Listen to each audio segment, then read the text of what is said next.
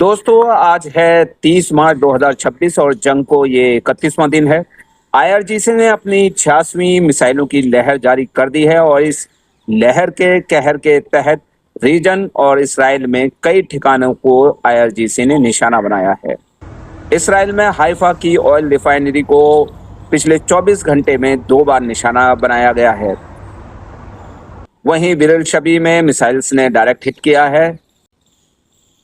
इसी के साथ साथ में यूएस आर्मी जो दुबई में एक होटल में छिपी हुई थी, उस होटल को भी डायरेक्ट हिट किया है ईरानी मिसाइलों ने। आईआरजीसी ने बताया है कि उसने रीजन में मौजूद रडार नेटवर्क के कई सिस्टम्स को निशाना बनाया है। वहीं उसने सऊदी अरब में एक अवाक्स प्लेन को निशाना बनाया जो कि मुकम्मल तौर पे तबाह हो गया। ये प्लेन जो है ये उड़ता हुआ एक रडार सिस्टम होता है और बहुत महंगा होता है, तकरीबन $9 बिलियन के आसपास। इसको मुकम्मल तौर पे तबाह करने का दावा आईआरजीसी ने किया। वहीं कई रिफ्यूलिंग एयरक्राफ्ट को भी नुकसान पहुंचाने का दावा आईआरजीसी ने किया है। आईआरजीसी तो अमेरिका और इसराइल को निशाना बना ही रही है, वहीं ईरानी आर्मी भी अमेरिका और इसराइल के ऊपर कहर ढा रही है। ईरानी आर्मी ने अल अजराक बेस जो कि जॉर्डन में मौजूद है उसको कामयाबी के साथ में निशाना बनाया है। वहीं एक MQ-9 दीपर ड्रोन को भी गिराने का दावा ईरानी आर्मी ने किया है। इसी के साथ साथ में दोस्तों ईरान ने अपने एडमायरल अली रेजा को एक श्रद्धांजलि दी है जो कि पिछले दिनों अमेरिका और इसराइल की बमबारी में जख्मी हो गए थे, वो अब नहीं रहे। ईरानी आर्मी ने एक बयान जारी करते हुए कहा है कि ये जो मसला है, ये जो जंग है, ये ईरान के न्यूक्लियर इशू के ऊपर हो ही नहीं रही, क्योंकि ये न्यूक्लियर इशू ओबामा के वक्त में ही सॉल्व हो गया था। ये जो जंग है अमेरिका ने ईरान पर इसलिए थोपी है ताकि ग्रेटर इसराइल को बनाया जा सके। ईरानी फॉरेन पॉलिसी कमेटी के चेयरमैन इब्राहिम अजीजी ने कहा है कि हम बहुत ही बेसब्री से इंतज़ार कर रहे हैं कि अमेरिकी फ़ौज कब ज़मीन पर हमसे लड़ने के लिए आती है, क्योंकि जब वो हमसे ज़मीनी तौर पर लड़ाई करेंगे तो तब उनको बेहद दर्दनाक अंजाम का सामना करना पड़ेगा और हमारी आर्मी के जवान पूरी तरह से इस चीज़ के लिए तैयार हैं और वो इंतज़ार कर रहे हैं कि कब उनके सामने अमेरिकी फ़ौजी आएँ और कब उनसे उनके जुल्मों का हिसाब लिया जाए। इसराइल और अमेरिका भी ईरान के ऊपर ज़बरदस्त हमले कर रहे हैं। अभी पिछले 24 घंटों में ताज़ा हमलों के दौरान उन्होंने एक कार्डबोर्ड फैक्ट्री को निशाना बनाया और उसे तबाह किया जो तेहरान में मौजूद है। वहीं तेहरान में ही मौजूद नेशनल बैंक की एक ब्रांच को भी अमेरिकी और इस्राएली तैयारों ने निशाना बनाया। दोस्तों अब रुख करते हैं फ़िलिस्तीन का।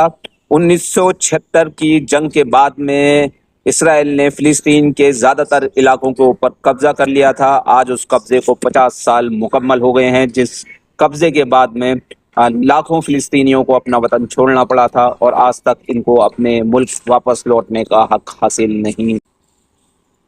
फ़िलिस्तीन के सभी रेजिस्टेंस ग्रुप ने बयान जारी करके इसराइल के 50 साल के जालिमाना दौर का जिक्र किया और कहा कि फ़िलिस्तीनियों को वापस अपनी सरजमीन पर वापस लौटने का हक होना चाहिए और इसी के साथ में इसराइल को कब्जा किए गए इलाकों से फौरन बाहर निकल जाना चाहिए। वहीं इसराइल का जुल्म सितम फ़िलिस्तीनियों पर रुकने का नाम नहीं ले रहा है। वेस्ट बैंक में 2 फ़िलिस्तीनियों को शहीद कर दिया। वहीं गजा पट्टी में भी 2 फ़िलिस्तीनियों को पिछले 48 घंटे में सीज़ फायर के बावजूद हलाक कर दिया गया। बात करें अगर इराक की, तो इराकी रेजिस्टेंस के मुख्तलिफ ग्रुपों ने पिछले 24 घंटे के अंदर ज़बरदस्त कार्रवाई की है रीजन में और मकबूजा फ़िलिस्तीन यानी इसराइल के इलाकों में। उन्होंने अपनी कार्रवाई में बगदाद एयरपोर्ट और इराक में मौजूद US बेसिस और इसी के साथ में जॉर्डन में जो अमेरिका का फौजी अड्डा है उसको निशाना बनाया। इराकी रेजिस्टेंस ने पिछले 24 घंटे में तकरीबन 30 कार्रवाइयों को US और इसराइल के ख़िलाफ़ अंजाम दिया। वहीं अगर बात करें लबनान की, तो लबनान के हिजबुल्लाह ग्रोह ने इसराइल के ख़िलाफ़ पिछले 24 घंटे में 74 ऑपरेशंस को अंजाम दिया। अपने ऑपरेशन के दौरान हिजबुल्लाह ने 15 इसराइली चौकियों को तबाह किया, वहीं 16 से ज़्यादा टैंक्स मुकम्मल तौर पर तबाह कर दिए। इसी के साथ हिजबुल्लाह ने 3 सेटलमेंट ایک فوجی ہیمر گاڑی اور ایک بلڈوزر کو بھی اپنی کارروائی میں نشانہ بنایا۔ حزب اللہ نے ایک بڑی کارروائی کرتے ہوئے ایک ایسے گھر کو بھی نشانہ بنایا جس میں اسرائیلی فوجی چھپے ہوئے تھے۔ اسرائیل ہمیشہ اپنے فوجیوں کو زخمی بتاتا ہے، اپنے لوگوں کو زخمی بتاتا ہے اور موت کی تصدیق نہیں کرتا ہے، لیکن اس نے اپنے ایک فوجی کے اینٹی ٹینک حملے میں مارے جانے کی تصدیق کی ہے۔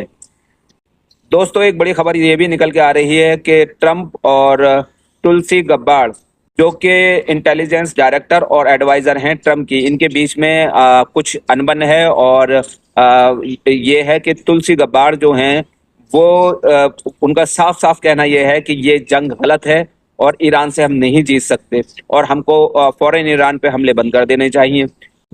لیکن ٹرمپ ان کی کوئی بھی بات نہیں سن رہے کیونکہ وہ اسرائیلی لابی کے زیر اثر ہیں اور وہ چاہتے ہیں کہ یہ جنگ جاری رہے۔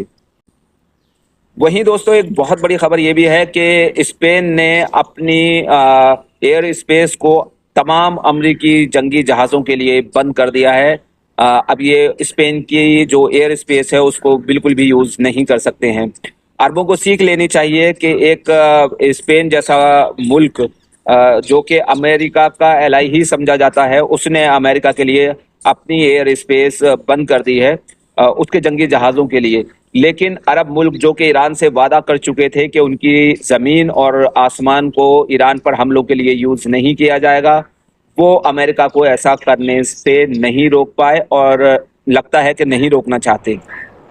بلٹن کے آخری میں دوستوں ہم آپ کو یہ بتاتے چلیں کہ ایران نے ابھی اپنی سائز کی لہر جاری کر دی ہے، جس کے قہر کے تحت اس نے ریجن میں موجود 5 امریکی ٹھکانوں کو نشانہ بنایا ہے۔ وہیں اسرائیل میں 6 سے 7 جگہوں کو اس نے نشانہ بنایا ہے، جس میں حائفہ، تل ابیب اور ڈمونا جیسی سینسٹیو جگہ بھی شامل ہیں۔